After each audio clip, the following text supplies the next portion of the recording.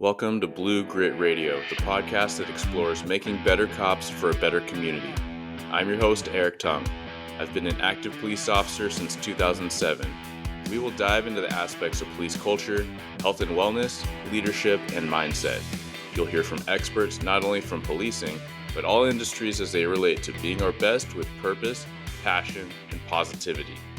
Join me as we share stories, lessons, and advice so we can all be better for ourselves, our teams, our families, and our communities.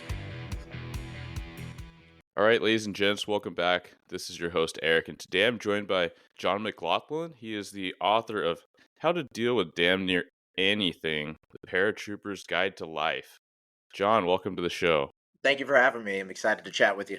Yeah, absolutely. Well, thank you, first off, for your service. Thank you for saying that. Always appreciated. Yeah, man. So I suppose a good place to start would be what brought you into the armed services. Certainly. So I had not planned to join the Army. And when I told everyone right after I graduated from undergrad that I was joining the Army, people were genuinely concerned because I was known as being a bit of an individual, as it is sometimes called in the military or anywhere else. And the popular conception of the military as a place where you just sort of do what you're told without asking too many questions did not fit with how people saw me. But what led me to the military was actually realizing there was one thing external, one thing internal. External was 9/11. And I planned to become a journalist after that, still a profession I greatly respect. But I thought I want to be a little more of a direct participant in what's going on versus just a chronicler of what's going on. And then internally, I knew that the people I'd met in the military had something I lacked. And a certain amount of discipline, a certain amount of focus, and a certain amount of kind of camaraderie. And, people weren't wrong to say I was a raging individual. It's not that what they didn't realize is that can translate to the military if you're willing to plug yourself into a wider system and recognize the benefits of being a team player. And that ultimately worked out very well for me. But that's what led me there. It was 9/11 on the outside and self-growth on the inside. Yeah, well, I appreciate that. Definitely resonates with me. As far as like 9/11, I was late in high school, and so that definitely set a tone. And looking back, kind of doing the work back, I think that was very foundational in my desire to join public service. Also, kind of a curveball for a lot of people as I was wrapping up my undergrad. What was your undergrad in? It was in political science, but I got that major because the registrar called me my junior year and said, "Hey, man, you need to pick a major." So I was like, all right, what am I closest to? So it was not a part of any grand scheme. Hence, so when I was talking about needing focus, I was not exaggerating. I only had that major because I'd just taken what classes seemed interesting to me, and it was the one that was close enough for me to actually finish before I wanted to graduate. Yeah, that was such a thing for me too. It's like, well, I could go this direction or that direction and be on time. I think it was the point where 4 years was still decently common, and then it became more and more uncommon for people to wrap in that time. But yeah, I mean, that's life. You kind of figure out what you lean towards, what you lean away from as you go. Yeah, so I'm getting this picture of like a nonconformist maybe. What was your vibe, in high school or growing up?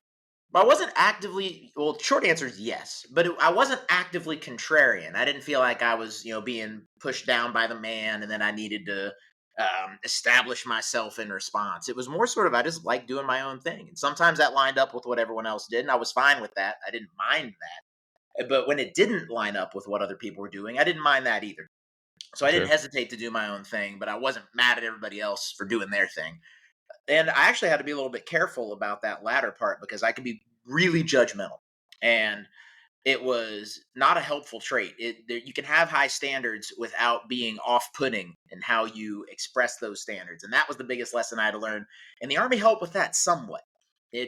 We pride ourselves on having high standards. So the bigger transition for that for me was when I got out of the Army. But yeah, that was my vibe at the time. A little bit nonconformist, but more exploratory. Just sort of like, try this, try that, give this a shot, give that a try, and sort of cobble things together at the end based off what I was interested in and what I was good at.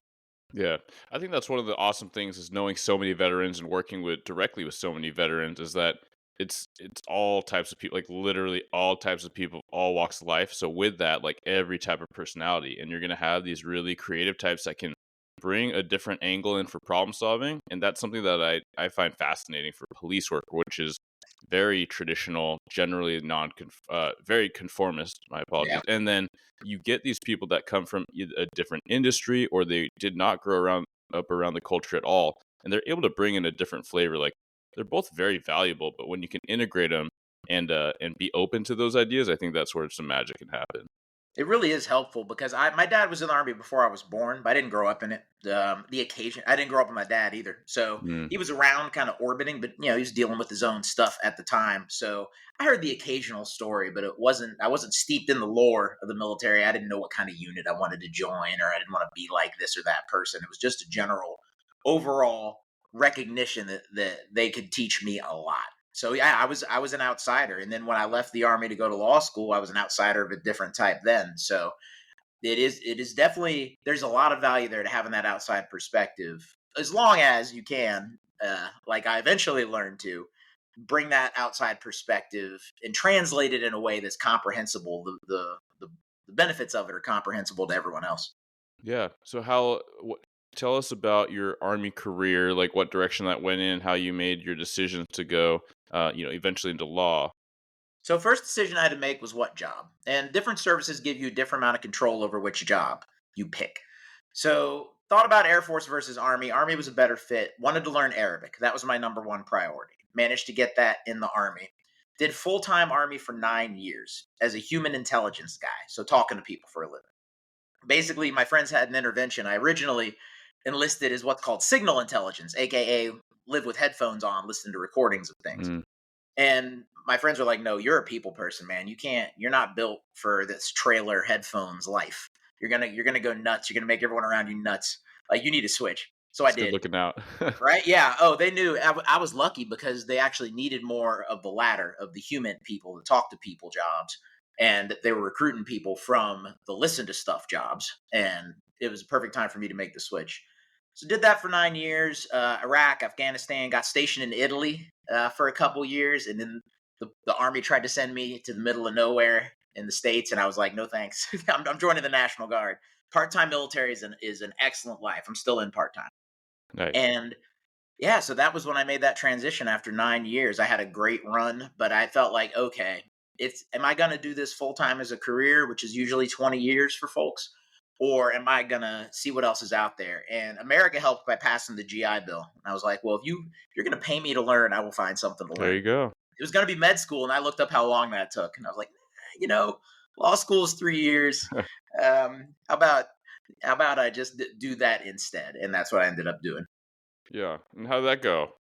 I loved it. Not everyone loved dealing with me, at least at first, because like I told you, I was bringing in a very blunt, sarcastic style that was appropriate for the military, and it was not a good fit for the folks I was around at law school. No discredit to them, but it was. I eventually learned, and what led to me writing the book was to think about, if people don't have something, why don't they have it? Don't just be frustrated or judgmental. I wasn't even Mm, frustrated. I was just sort of like dismissive.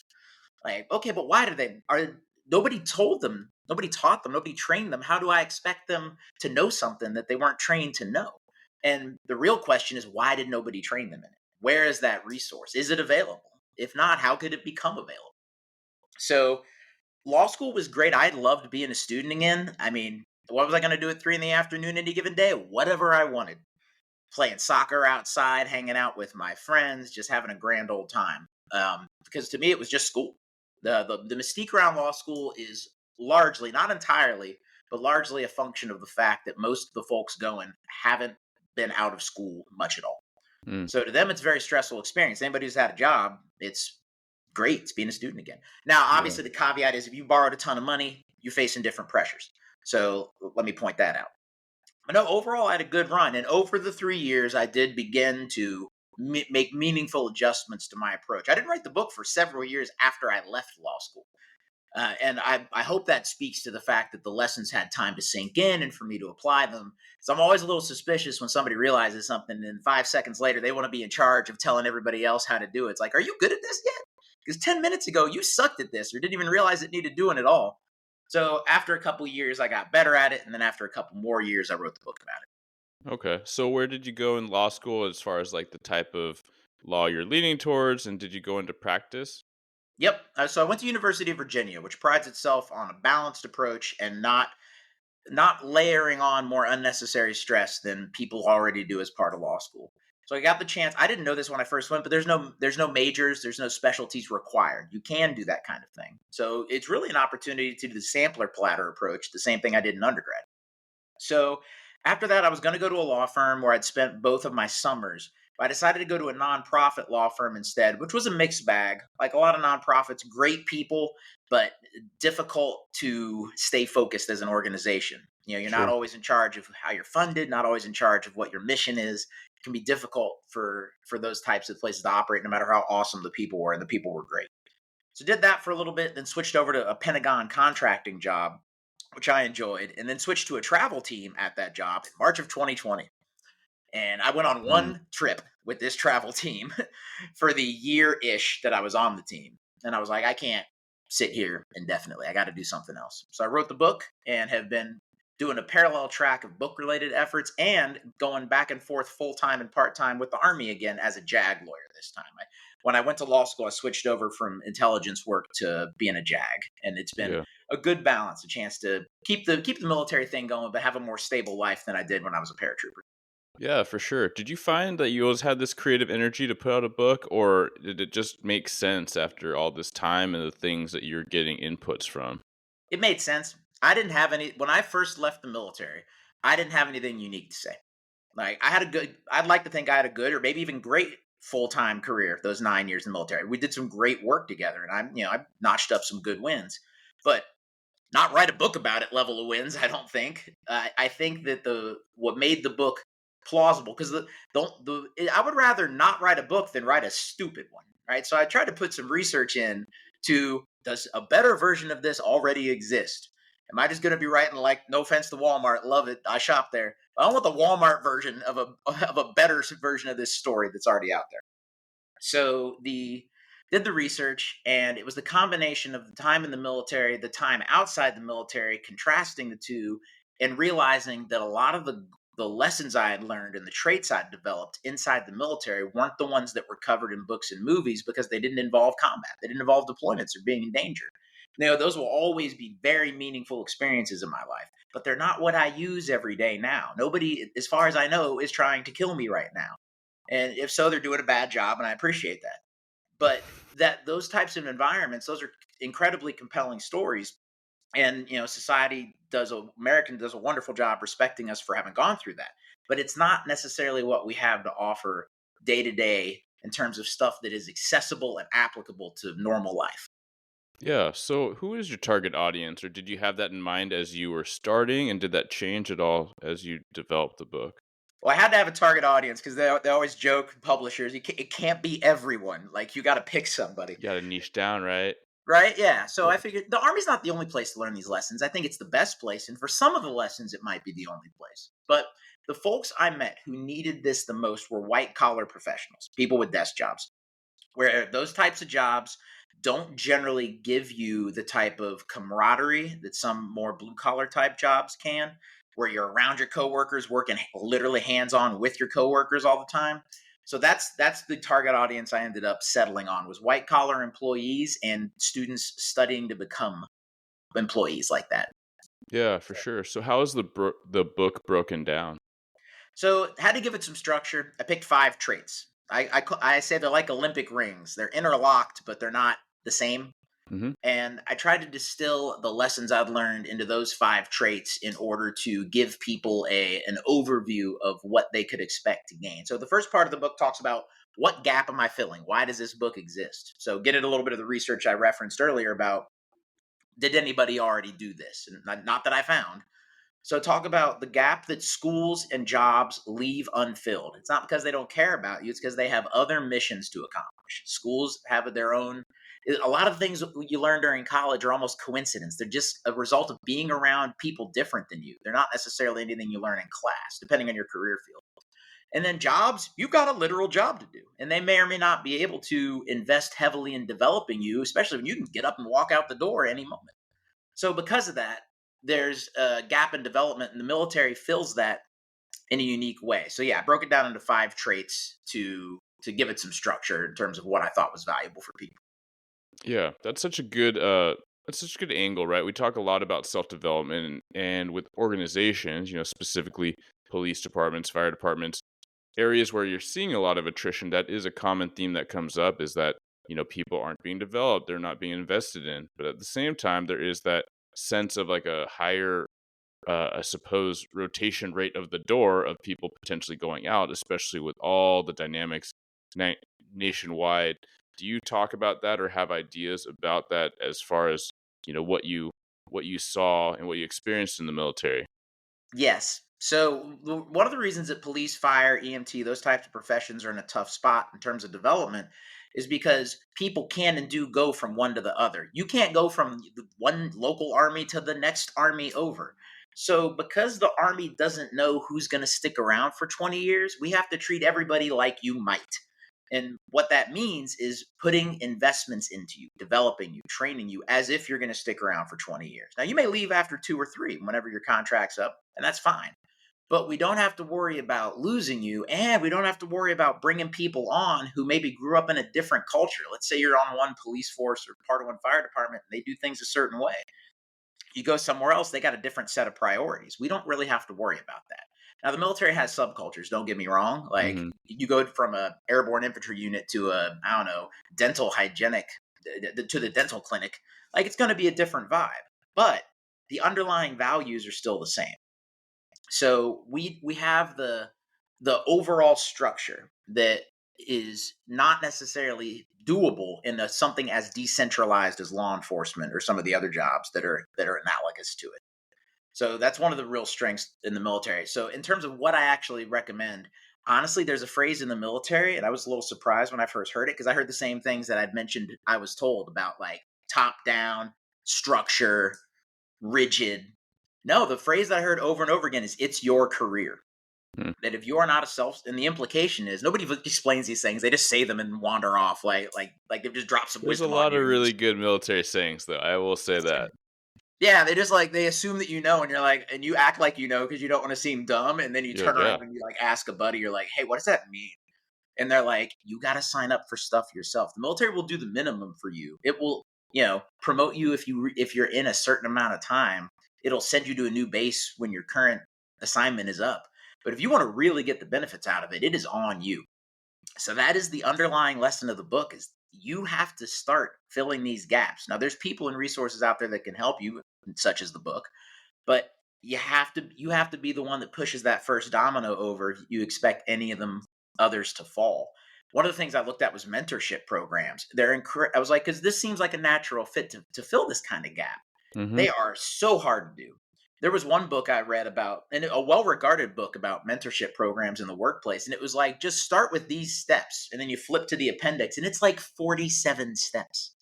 Like, what business or office or fire department that's busy and trying to keep everything, just trying to keep their equipment running, is going to be like, hey, let's do these 47 steps over the next month to get this mentorship? Oh, wait, Bob was running the mentorship program. Bob just left. All right, well, we don't have a mentorship program anymore. Like, it's just not feasible for most places to do these things. So you yeah. really have to be the one to push that first domino over yourself. I mean, like, do you even remember, were there 47 legitimate steps, or could it be simplified to like general themes, like a 5 to 10 things you should consider or I need to do? look up the number again because maybe they were bumping 47 is an estimate. It was above 30. I'll tell you that much. Yeah, I'm not that's exaggerating plenty. Yeah, wildly. that's a lot. Yeah, it was you look at the list and you're like, nobody's gonna do this. People are busy. Like, they don't have time for this crap. I don't say it's crap, but they don't have time for this to climb Sure. this mountain. So could it have been shorter? Absolutely. But these programs, there were a lot of interesting stories about how mentorship and development can go wrong. And like, if you get assigned a mentor and they don't like you, it can hurt your career because they'll go hmm around saying, John sucks. I don't like him. He's too sarcastic. He still cusses a lot. He thinks he doesn't cuss as much anymore, but he doesn't really hear himself cuss. And then once word gets around that the mentorship program can backfire, people will stop wanting to join it because they're trying to play it safe because they would rather just hang tight. They got a mortgage to pay, they got kids to feed. They would rather a preclude the downside risk of having a mentor that doesn't like them and kneecaps their career, even if there is X% chance that they'd have a better result because of it. Yeah. So Yeah, people end up playing it safe, and I don't blame them. Mentorship programs are intriguing, and I'm glad we went there because it's something we talk about a lot, right? The podcast is intended to be one part mentorship by bringing in all these subject matter experts and very experienced people and thought leaders, authors, what have you. But in that, frequently we talk about police culture, fire culture, first responder culture, and there is this notion that certain agencies or certain cultures don't have mentorship. They don't have active, career development. But I love how you pointed out, the other angle, which is, hey, people have to seek it out, right? So that is one notion, right? Maybe you have a mentorship program, maybe you don't. But the quality of the mentorships, in my opinion, because my department has a mentorship program, isn't the program. It's recognizing that there are people in or out of the program that might develop these really high level relationships with people, and that's a two-way street. That might be me checking in on the new person, or that might be the new person coming by the office and picking my brain or asking for feedback. Yep, it really is a culture thing more than a structure thing. You can write it down, but it's hard to impose it on people. Hmm. So one of the reasons that it works in the military is because that culture is so deeply ingrained. But for somebody trying to start out and say, "Hey, I want to implement these things. I want whether in personal or in professional life," you have to be the beginning of that culture. And we all create our own little ecosystems that we exist in, and we can't control the weather, right? We can't control necessarily what kind of boss we have, what kind of family we have, what kind of neighbors we have, but we can exert the maximum influence possible over those things. And it really is about trying to create your own little ecosystem that encourages exactly what you were talking about: checking in on new people, being helpful, being gracious, taking that, because a little time can go a long way.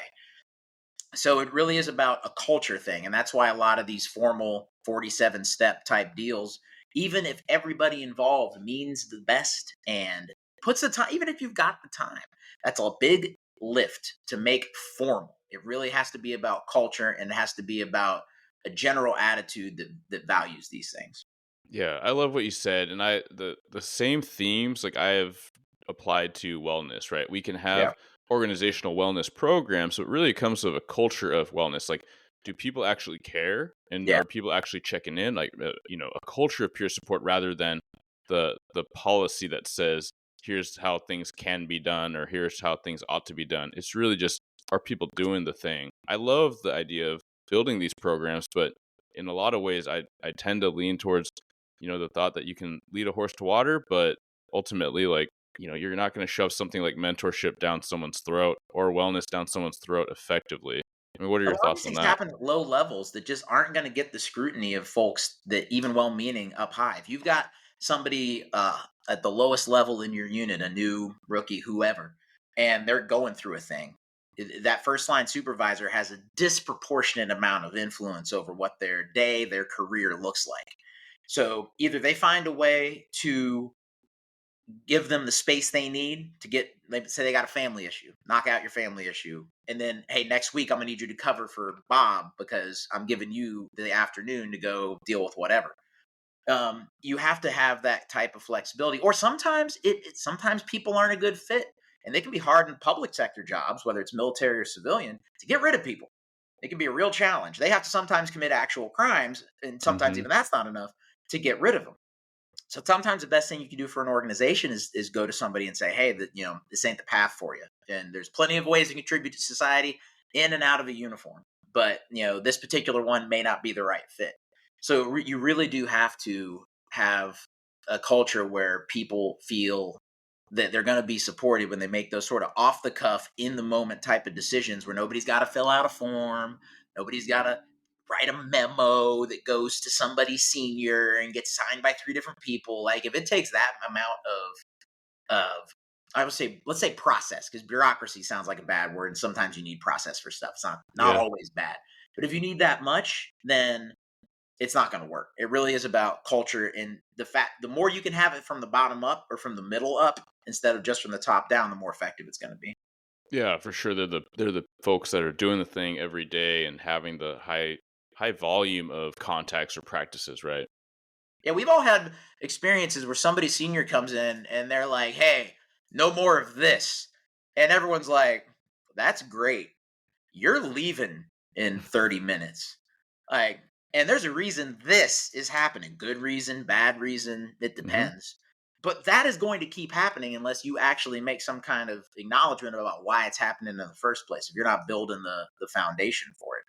And so I try to do a lot of actual research for the book and not just be like a dude with an opinion and some stories. Not that there's anything wrong with that, but that's more fit for Yeah, a it's a bar than good. a Yeah, book. it's yeah, it's a So good factor, right? yeah, plus, in addition to not wanting to write a book somebody had already done better, I didn't want to write one that was just wrong. That like all the actual scholarly research into the area had proven was totally not accurate. One of my favorite pieces of research was that even the existence of the possibility of being held accountable will change people's behavior. So you don't even actually have to write up 5 people for something. Like if they think they might get written up for it, then it will stop. So you have to, it doesn't, sometimes changing an environment is not as heavy a lift as it looks. And I understand for all the reasons I mentioned earlier about people being busy, that they don't want to necessarily stick their necks out. But if you can, and the book gets in more detail, like look for some allies, try not to do it. If you're the only person that thinks something, think about why you're the only person. Now, you may be the first person to get there and you may be right, but having some allies is going to really help out if you're trying to institute some kind of change. If you can link that change back to organizational principles, if senior person shows up and if it's written on the wall that's literally carved in stone, if you can say, hey, I want to make this change because it matches that value we all say we have, that's going to give you a lot more weight than you just saying, I think this is better. So there's ways to make it as light a lift as possible to change that ecosystem around you. It is doable. And by doable, I don't mean perfect, I just mean improved. Yeah. So I'm getting this, picking this up. I hear a lot of themes and conversations that center around leadership, right? And so the audience being, more your corporate individuals that don't come from a unified type of culture, a Yeah. leadership culture, right? Trying to give them the appropriate experiences and vocabulary so that they can make those things gel a little better. So I wrote in the intro to the book that is expressly not about leadership. It's not about being in charge of other people. It's about being in charge of yourself. Hmm. And don't get me wrong, I think one can flow to the other. I think you are at least a lot more likely to be a good leader if you have a handle on these traits that I've mentioned. Like the first trait is self awareness. It is very difficult to be a good leader on a consistent, broad scale if you are not self aware. Absolutely. Yeah. But it's not, everybody wants to be, and there's good and bad reasons for it, that leadership is such a focus. It's a natural fit for the military because everybody becomes a leader with some very narrow exceptions. Almost everybody is going to be in charge of somebody if you stay in the military more than like a year, two Hmm. years. Your initial contract. Even then, you'll go into training. Trainees are in charge of each other. You can be in charge of somebody 10 minutes. I was in charge of somebody like 10 minutes into basic training. I was like, who are these people? I don't know how to be in charge of anyone. You sort of figure it out as you go. And obviously, you have people who actually know what they're doing watching you from the sidelines to make sure you don't ruin anybody's career, 10 minutes into it. But it's not the book and the lessons that I learned were not about being in charge of people. Because I think there's a fair amount of writing about military leadership lessons. And I'm not saying those aren't valuable, but it's more about, can you get a handle on your own business? Can you put yourself in a position to be the best, most developed version of yourself and being a good leader, attracting the right kind of people, whether it's peers, subordinates, or supervisors? Attracting those people to you will happen if you are handling your own business. So that's what Yeah. I focus on. Yeah, I like that. I mean, I've put it into words of that leadership of yourself is ownership, right? And so they can be one and the same. And certainly Exactly. we should focus in on ourselves as we think about leading, whether it's official or whether it's like your family, like you're a family leader, or you're like, just kind of a peer leader, right? Like you can't really worry about other people effectively until you manage your own house. Yeah, leadership development is important. It's legitimate, and it's a worthy subject to write and talk about, military or otherwise. It just shouldn't happen instead of focusing on yourself. It's Mm, something to pursue in tandem. But I feel like people, understandably, because it's on people's evaluations, it's in job descriptions. They are encouraged to look towards leadership before they're encouraged to look towards their own self development. That's because it's easier to talk about your relationships with other people than it is to talk about your relationship with yourself. It's you're holding your own self accountable. It's always going to be a little more abstract, a little more fuzzy than it is to talk about leadership, where you just say you have 5 people, 4 of them hate you. you clearly have a problem. So it gets skipped over for a reason, but that's one of the reasons I wanted to write about it. Yeah, no, that's legit. So self-awareness, accountability. So we got self-awareness is the first one. You got to know where you're starting from if you want to go. It's like putting this into Google Maps. You may put where you're going, but if you can't, if your GPS is off and you don't know where you are, good luck. And then initiative, the idea the military values taking action even with incomplete, imperfect information. Sometimes get out there, make your best decision. The cost of doing nothing is a very real cost.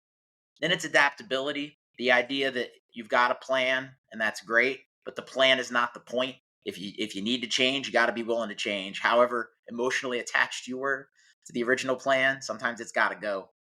And then it's efficiency. And this is something that's important to not push back against, but to compliment, we'll say. Some of the other military stuff where it's all like, I have a 12 pack, I'm in the desert for no reason, I am extremely intense, I get up at 3 a.m. and I punch people in the face for breakfast. Like all that sort of intensity, like you can't intensity your way out of all your problems. Like you really want to be efficient in your time and energy. These are limited resources and you can't just intensity your way everywhere. So how can you be active, but also have the time and energy left over at the end of the day for other things? And then the last one is what I call insistence. And it gets back to setting standards, setting boundaries, and enforcing those boundaries. Military is good about that. A lot of written standards, a lot of unwritten ones that determine how you're a success. And I saw a lot of good people struggle in the civilian world because they weren't encouraged or taught about how to set boundaries with people. And the world will just run you over unintentionally if you don't do that. So that is the fifth trait, is insistence. Yeah, I mean, all those resonate real hard. I think that those are all extremely valuable, right? That people can apply to professional, personal settings. Adaptability is one that sticks out. I think that most cops are able to recognize the validity or the extreme cruciality of that, right? With all the changes in politics and narratives and Yep. policies, like you see some of the people struggling the most in police work, and it's a lack of being able to adapt, and thus a lack of resilience, and able to and maintain that, right, so that they can do their job, and they can keep their wits about them and keep a healthy mindset. Yeah, and sometimes it's understandable to feel disoriented when things change, but you have to do what you can to minimize that period. And you can still on this.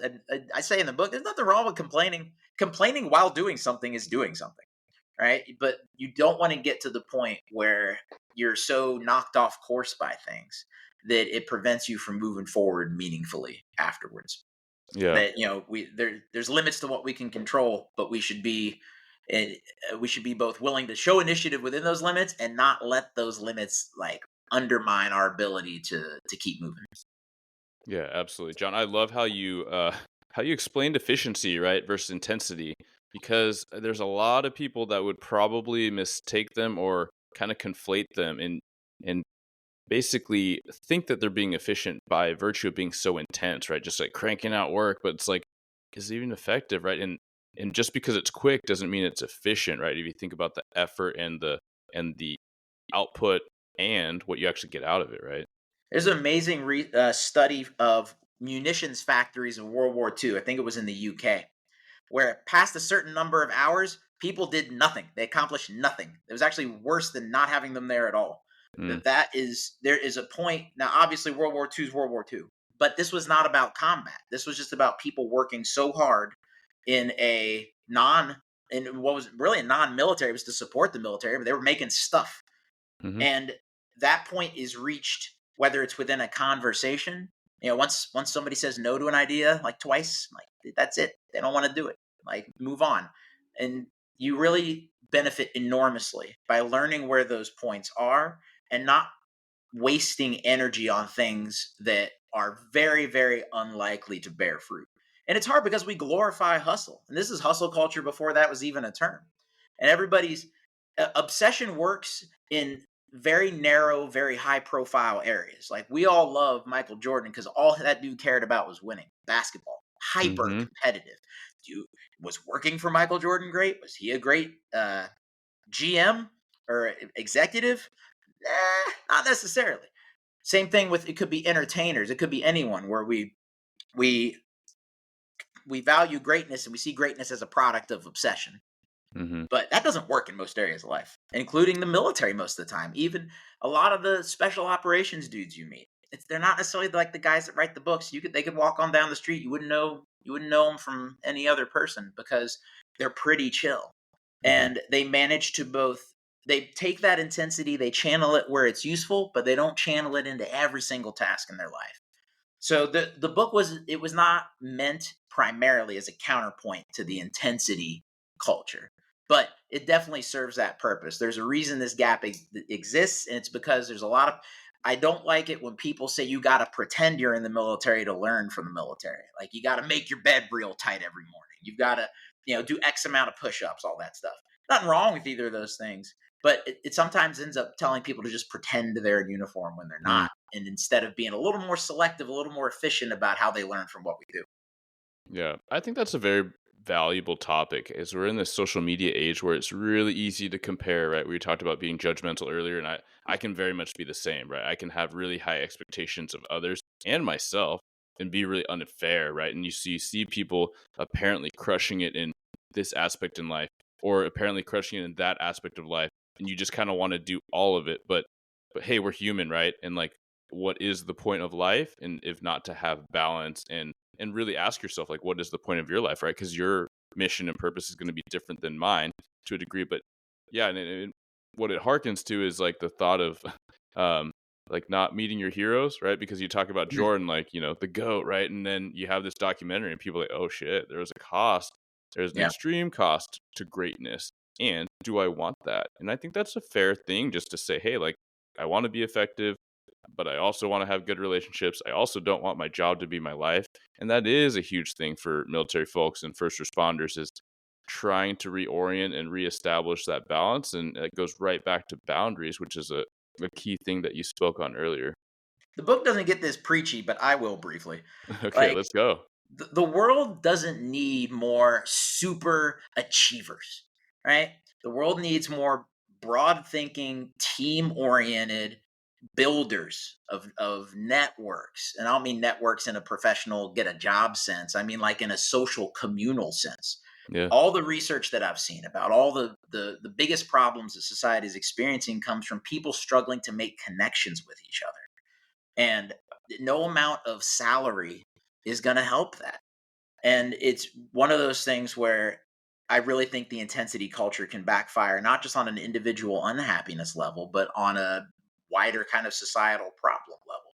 So, yeah, I completely agree with that. There's definitely a cost to be paid. And don't get me wrong, I am glad Michael Jordan was Michael Jordan for what he did for me. I've never met him. If he was mean to me, I'm not gonna say Michael Jordan should be worse at basketball so he can like be more cuddly.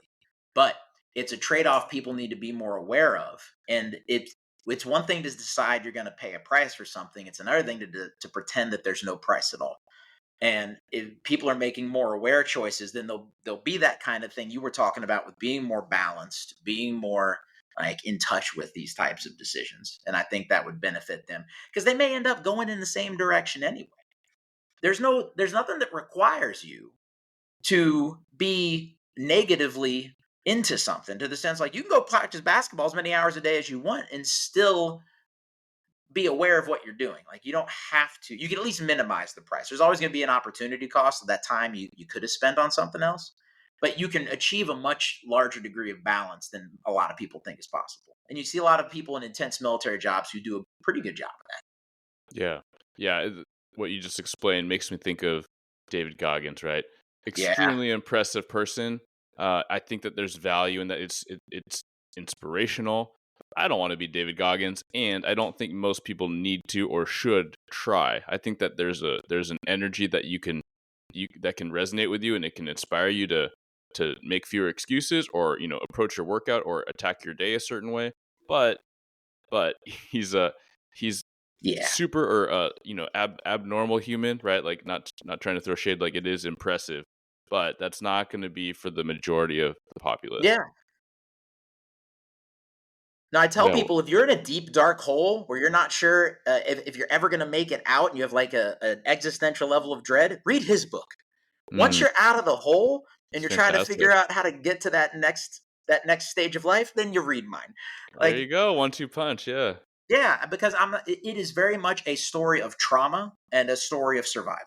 And those are important things to grapple with, very important things to grapple with. And I'm not saying I have never seen any of those in my life. I've had a varied and rich time here on earth.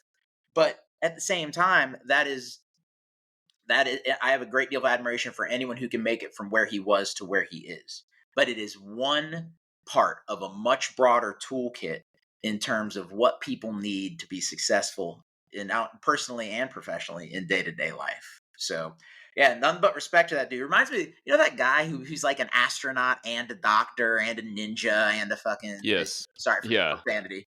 Bleep that out if you have to. Like Oh, I you're like I fine. said earlier about You're cussing. fine. I'm like, is he going to do any of these jobs, or is he going to keep getting impressive jobs? Yeah, Like, just another degree, and yeah. I'd rather have a guy who is just a doctor and has been doing it for 10 years and has like a lot of practice than a guy who's a doctor and a randomly an astronaut too. Like, I'm sorry, it doesn't really. I need you to read this X-ray, buddy. I don't need you to I don't need It's you in cool that it can be space. done. It's cool that it can be done. Yeah.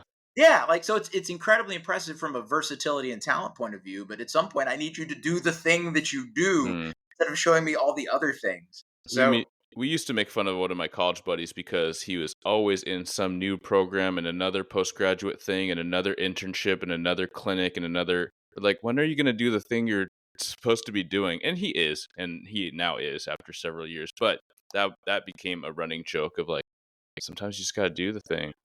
yeah, and it's some maybe the skill that these people have is tackling new challenges, and they can bring that to the world and teach people who are just looking to maybe become one really cool thing, right?